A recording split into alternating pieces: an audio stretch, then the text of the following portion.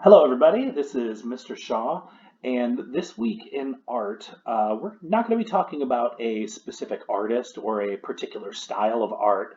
We're going to talk about something that appears in a lot of different types of art across sculptures, drawings, printmaking, photography, paintings. This week, we're going to be talking about trees in art.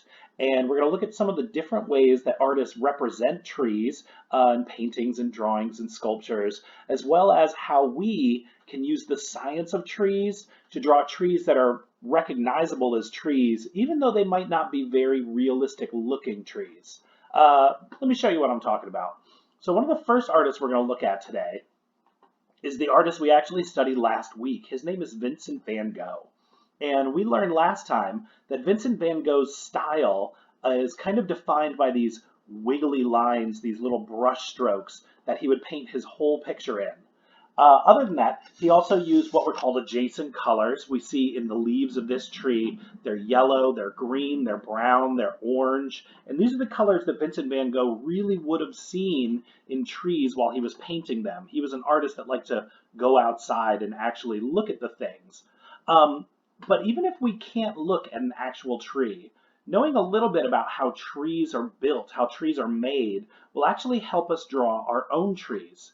Now, this is a diagram that I downloaded from Google about the parts of a tree.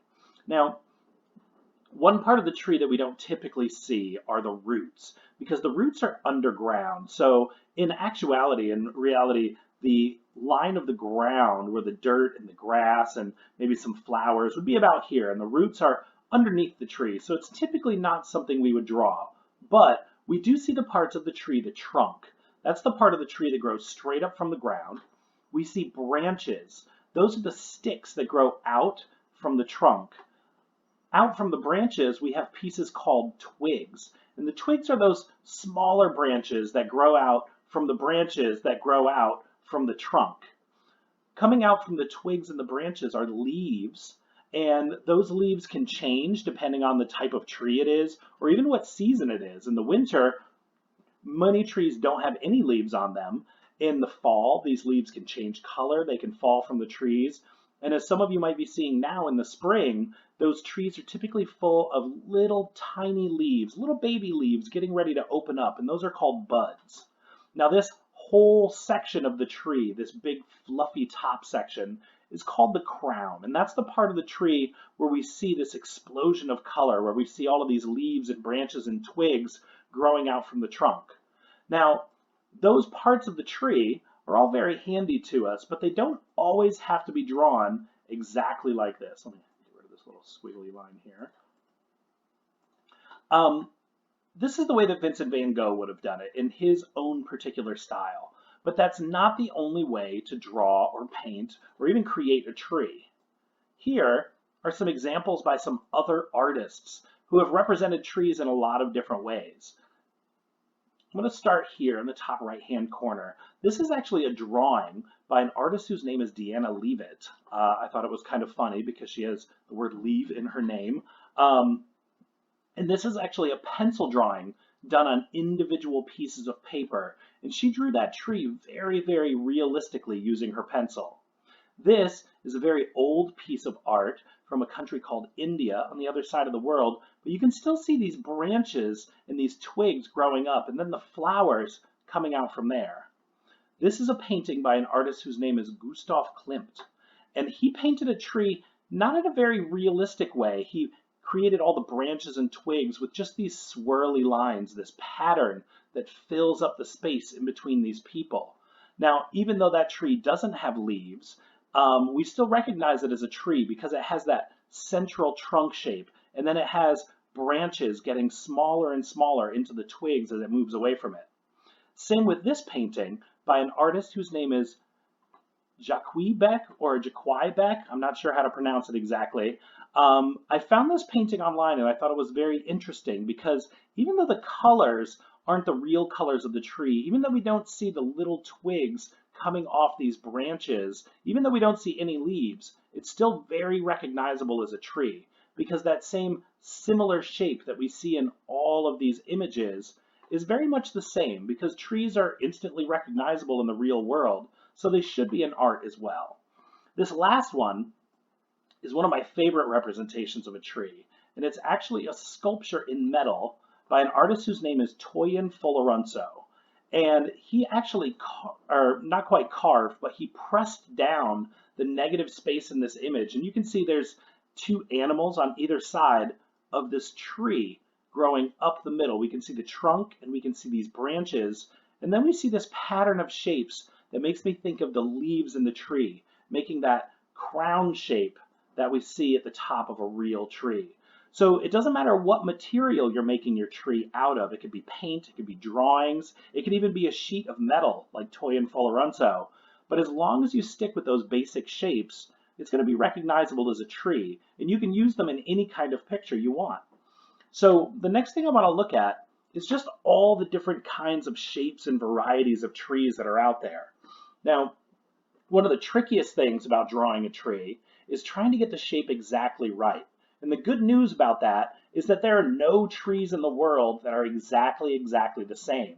Even though these trees in this white rectangle down in the corner look pretty similar in shape and in size, if we look at them very carefully, there are little tiny differences. This tree has a little branch kind of sticking off all by itself with a little clump of leaves. These trees might be in the middle of the autumn or the fall, because we can see all those leaves have changed colors, but the trunks of the trees are very white. This is a type of tree called an evergreen tree, which actually doesn't lose its leaves in the winter. And this tree appears to be an apple tree, because we can see those red fruits hanging from the branches. Now, these trees all kind of fit our mental image of what a tree might look like, but there are some trees in the world that are really fantastic and really weird. And we don't live here in New York State in a place where trees like this typically grow. These are trees from all around the world. But one thing that I like to do when drawing trees is I like to look up some pictures of trees, or I like to look out of my window to see some trees. So one thing you can do if you don't have access to a lot of trees maybe in your backyard, or if you live deep in the city, you might not have a lot of green space to be able to draw these. So you can actually just go onto Google, do a Google search, and just type in the word tree. And if you search for some images of trees, make sure, as always, you have a parent or guardian or responsible adult with you anytime you search for images on the internet. Well, here I am on Google, and I can just, like I suggested, type in the word tree and do an image search for that. Now, I've already checked almost all of the results that come up when you look up tree, and they're all pretty appropriate, but like I said, do make sure you have a parent or guardian or responsible adult around. But as you're flipping through, try to find some trees that you really like the shape of. Maybe you like the colors of the leaves, or maybe it has a really amazing kind of trunk or bark, or really a great shape that you'd like to try out drawing. While I'm doing my example, absolutely, you could follow along with me. You could draw my landscape, my trees exactly the way I do it, or you could watch my demonstration, kind of pick up some of those ideas about how to draw your own tree, and then go ahead and look up some trees or look out your window, or maybe make up your own tree shapes. Just make sure that those trees, just like all of these real life trees that I'm scrolling through here, make sure they have a trunk, that big thick shape coming up from the ground. Make sure it has branches, those bigger pieces of wood that grow out from the trunk. After that, you want to have those twigs where the leaves start to grow from. The twigs are those little tiny branches. When I demonstrate how to draw a landscape with trees in it, we're typically going to start with just the trunk of a tree, kind of like this image right here, and then the branches and the twigs. Adding the leaves later will actually help our trees look a little bit more realistic and give them some more unique shapes instead of what I like to call lollipop trees. This is a tree that's a little bit lollipop-esque, so we're going to find out some ways we can avoid that.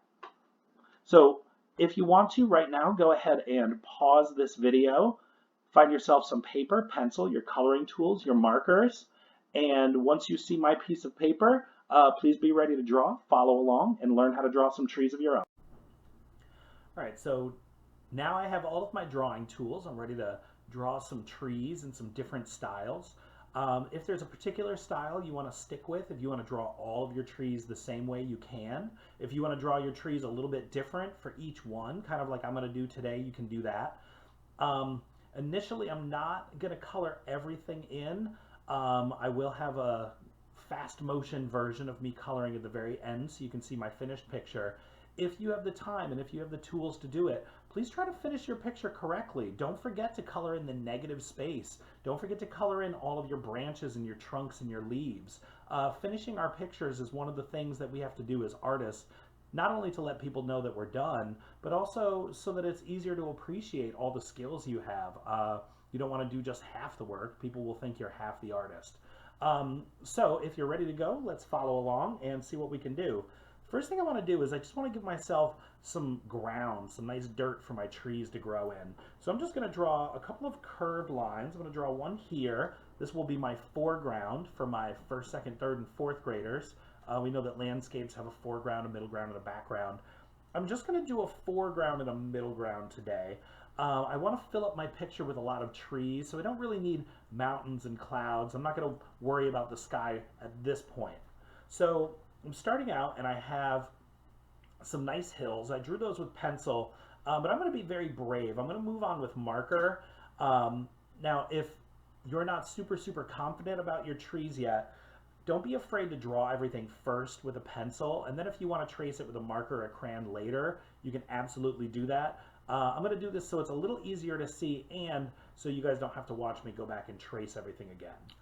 So I'm going to start out, I'm going to have one nice big tree here in my foreground, and I'm going to do that by drawing two fairly straight lines going up. Now, remember, when we looked at those trees before, not all trees grow straight up. Sometimes they branch off really quickly. Sometimes that trunk splits into 2 or 3 or even 12 different pieces. My front tree here, I'm going to have it come up, and I'm going to have it start to split into some different pieces. I think I'm going to do 3 large branches coming off from my trunk, kind of like this. And then I'm going to split those even a little smaller, just by having 2 lines kind of in the way you would imagine a tree would grow.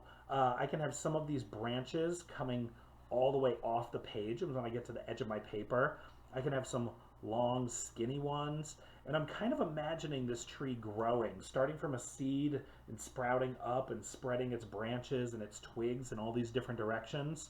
And there's really no wrong or right way to do this. I can end a branch early. You can have all the branches coming out on one side. A lot of how a tree grows depends on how much sunlight it gets, the kinds of nutrients in the soil, how much water and rain it gets. But as far as drawing the tree, as long as I have a trunk and I have those branches, it's going to look pretty good. It's going to start out the way I want it to start out. Now I want this tree to be a pretty realistic tree, so I'm going to add some bumps down here on the ground to make it look like those roots kind of growing into the dirt. That's a really nice way to kind of show the bottom of the tree. Trees don't typically end with a straight line on the ground. They actually do have these roots that dig into the soil to get the food that's down in there for the tree. And then I can move back up to these branches and I can start making those twigs, those small little pieces of wood, those little tiny sticks, almost like fingers growing off the ends of all of my branches. So I'm going to add some of those twigs, those little tiny sticks coming out from all of my branches. I could draw an actual shape there, or I could just draw little lines. Maybe I have a branch and a twig growing off down here, branch and some twigs, I should say. Maybe there's one just peeking out a little bit from in between this little elbow here with some little twigs coming out. Now I could leave it right here, just like this, if this was winter time, if these hills were actually made and covered in snow. I could leave it kind of like this. I could draw a bunch more trees with that same shape, leave them blank, draw some snowflakes in the air. It would make a really nice winter picture. And a lot of artists do choose to do that with their trees. What I want to do though is I want to add some more trees in my picture that still have their leaves, just because that's a little bit more fun for me today. But some things I could do to this tree to make it look a little more realistic is I can add those texture lines, curved lines around where the branches come out from the tree, and then just a pattern of light, or I'm sorry, not quite a pattern, but a texture of light lines going in the direction that those branches are growing. These lines, these short or long, kind of wiggly curved lines going up the trunk, but then when it gets to a branch, it kind of breaks off in that direction, and those little lines change and go off to the right or to the left, and that makes the trunk of this tree look a little bit more realistic. Now I want to add my leaves. Now typically leaves grow in big clumps, and I could draw every single individual leaf if I had the time to do that. What I'm going to draw though is just kind of a shape, almost like a bunch of leaves all clumped together, and I'm going to add a little texture to that with my marker. I'm just going to add little curved lines. I don't have to draw every single leaf, but if I draw the shape of just a couple of leaves in there, our brains and our eyes want to pretend that the rest of that is kind of lumpy and leafy, like that little clump of leaves there. So I can draw another clump coming out from this twig, and another one coming out from this twig, and another one coming out from this twig. And if you notice, those clumps of leaves don't always touch, because in real life, some trees are very, very full. That crown, the part of the tree that has those leaves in it, can be very full and very lush and not have a lot of empty space. Other trees have little spaces in between the branches where maybe you don't see any leaves or any little twigs peeking out.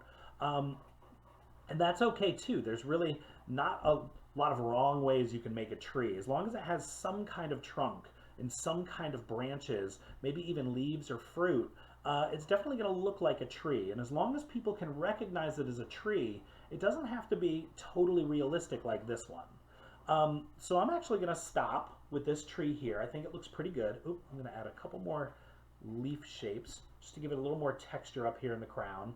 And that's a pretty good looking tree. But now I want to draw another tree, and I want to draw it on this hill back here. But this tree, I'm going to do it in a completely different way. I want to do a tree that looks a little bit less real. So I'm going to leave this tree uncolored. So if you only have a pencil or maybe a marker at home, you could leave your tree just like this. I'm going to draw another tree shape back here. But this time, my tree is going to be pretty symmetrical. That means it's going to branch out in the same shape, in the same direction on both sides. Almost like if I folded this tree in half, it would line up exactly with itself. That's what symmetry means. So if I had a pretend line going down the middle, you could see these branches would kind of fold onto each other. And I'll have a little branch up, a little branch out, and a little branch up. And I'm just gonna make a little tree shape kind of like this. Now, even without any leaves or without those additional twigs, this would be recognizable as a tree, but now I'm gonna mix it up a little bit. I'm gonna grab some colored markers, and I'm gonna pick the colors that we typically think of with leaves, greens and yellows and blues, all of those adjacent colors. But instead of drawing and coloring clumps of leaves like a real tree, I'm gonna do a pattern. And I'm gonna do a pattern of swirls. Now, I could make those swirls symmetrical. I could do one over here and one over here, and then one over here and one over here of the same shape and color. But I think I'm gonna just move around where the crown of that tree would be. And I'm gonna add a couple of green swirls like this. And then I'll add a couple of light green swirls, just wherever strikes my fancy. Trees and leaves grow in kind of a random way, so you don't have to always draw it and color it exactly the same way. So there's my light green. I'll do a little bit of blue in there. Blue and green are adjacent colors, so that blue doesn't really stand out too much. It doesn't look like it doesn't belong. I could do the same thing with some yellow. Yellow is the other adjacent color for green. It's right next to green on the color wheel, and those little yellow swirls kind of match the rest of the look of that tree. And I can make this crown of my tree as big or as small as I want to. I think I'll just do one more green here around the outside edges, kind of a darker green.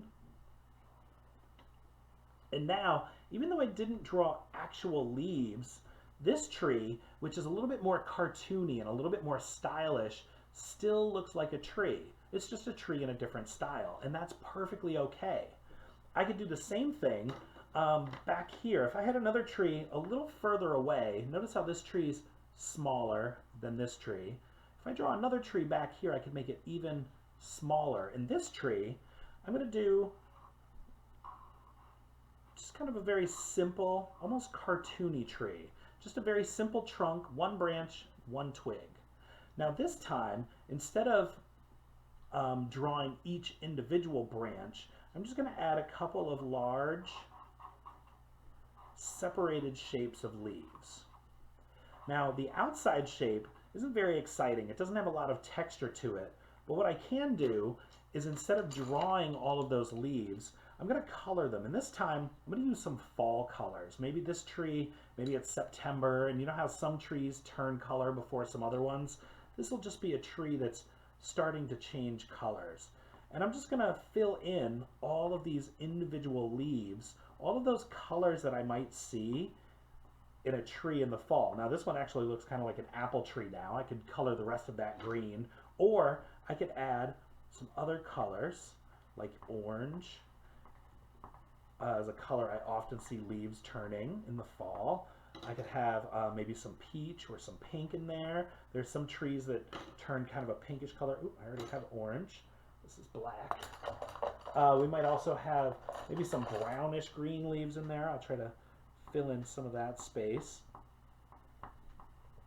And now that looks like a tree that's starting to lose its leaves. Maybe it's starting to change colors. Maybe some of those leaves have already fallen down here on the ground. That's a detail I could add to my picture to give people a clue about what season it might be. Remember, when you're drawing a picture, the setting is not just the place where it's at, but also the time that it might be. So here are some very simple trees, some really easy trees. And I'd like to see the different kinds of trees that you can make. They could look just like mine, or you could invent your own style, or you could draw some trees in the way that you've seen maybe on the internet or maybe TV shows or cartoons. But definitely draw your very best work. Give me at least 2 or 3 different kinds of trees, or 2 or 3 trees all of the same style.